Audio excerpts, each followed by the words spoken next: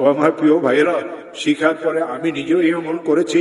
এই কোরআনে করিমকে মাথায় নিয়ে বলি, এই কোরআনে করিমকে মাথায় নিয়ে বলি, এই কোরআনে করিমকে মাথায় নিয়ে বলি, এই কোরআনে করিমকে খুলিয়ে কলিজার সাথে মিলেই বলি, আমার মাওলার নামে কসম করিয়ে বলি, যতবার আমি আমল করেছি নিজের জন্য, বিপদগ্রস্ত আত্মীয় স্বজনের জন্য, খোদার কসম প্রত্যেকবার আল্লাহ আমাকে এর ফলাফল হাতে হাতে দিয়ে শরীফে নাই। মহাদেশে একজন বহুত বড় আলিম আসছিলেন, হযরত মুজাদ্দিদ আল-ফেসানি, শেখ আহমদ সারহান্দি তার নাম ছিল।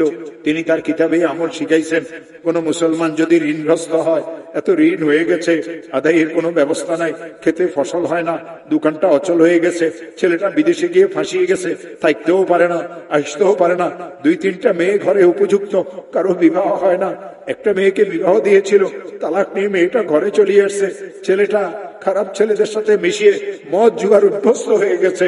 এই লোকটার পেরেশানির কোনো শেষ নাই, অনেক মামলা মোকদ্দমা তো সে ফাঁসিয়ে গেছে।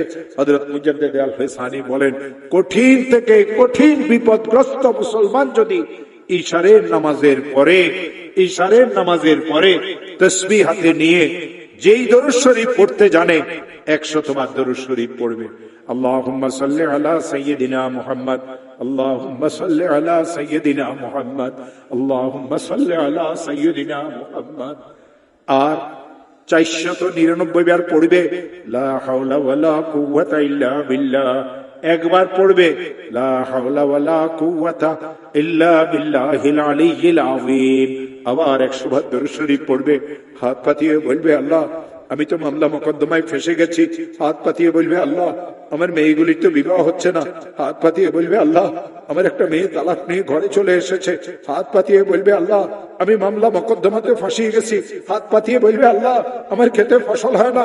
হাত পাতিয়ে বলবে, আল্লাহ আমার ব্যবসাটা অচল হয়ে গেছে। হাত পাতিয়ে বলবে, আল্লাহ আমি সন্ত্রাসীদের দ্বারা কবলিত। হাত পাতিয়ে বলবে, আল্লাহ আমার ছেলেটা তো বিদেশে গিয়ে ফাঁসিয়ে গেছে।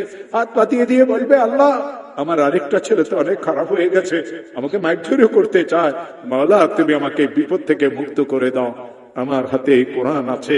দেওবন্দ মাদ্রাসার একজন বড় মুহাদ্দিস হযরত মাওলানা মুফতি আমিন সাহেব পালানপুরি, তিনি আমাকে আমল শিখাইছেন।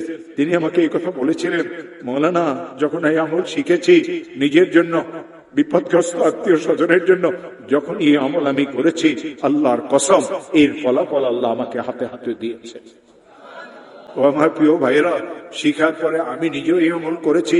এই কোরআনে করিমকে মাথায় নিয়ে বলি, এই কোরআনে করিমকে মাথায় নিয়ে বলি, এই কোরআনে করিমকে মাথায় নিয়ে বলি, এই কোরআনে করিমকে খুলিয়ে কলিজার সাথে মিলেই বলি, আমার মাওলার নামে কসম করিয়ে বলি, যতবার আমি আমল করেছি নিজের জন্য, বিপদগ্রস্ত আত্মীয় স্বজনের জন্য, খোদার কসম প্রত্যেকবার আল্লাহ আমাকে এর ফলাফল হাতে হাতে দিয়েছে। এই জন্য আমি বিপদগ্রস্ত মুসলমানদেরকে এই আমল শিখাই দেই। ও আমার প্রিয় ভাইয়েরা, বোনেরা, যদি কোনো বিপদে পড়িয়ে থাকো, ইশারের নামাজের পরে ঘুম যাওয়ার আগে হাতে তাসবিহ নিয়ে 100 বার পড়িয়ে নিবে দরুদ শরীফ। আল্লাহুম্মা সাল্লি আলা সাইয়্যিদিনা মুহাম্মদ, আল্লাহুম্মা সাল্লি আলা সাইয়্যিদিনা মুহাম্মদ, আল্লাহুম্মা সাল্লি আলা সাইয়্যিদিনা মুহাম্মদ। 499 বার, একবার কম 500 বার পড়তে হবে। লা হাওলা ওয়ালা কুওয়াতা ইল্লা বিল্লাহ, লা হাওলা ওয়ালা কুওয়াতা ইল্লা বিল্লাহ, লা হাওলা ওয়ালা কুওয়াতা ইল্লা বিল্লাহ। একবার পড়বে লা হাওলা ওয়ালা কুওয়াতা ইল্লা বিল্লাহিল আলিয়্যিল আযীম, লা হাওলা ওয়ালা কুওয়াতা ইল্লা বিল্লাহিল আলিয়্যিল আযীম। আবার 100 বার দরুদ শরীফ পড়বে। কয়েকদিনে আমল করবে, যতদিন আল্লাহ বিপদ থেকে উদ্ধার না করেন, প্রত্যেক রাত্রে একটা একটা ওজিফা আদায় করবে।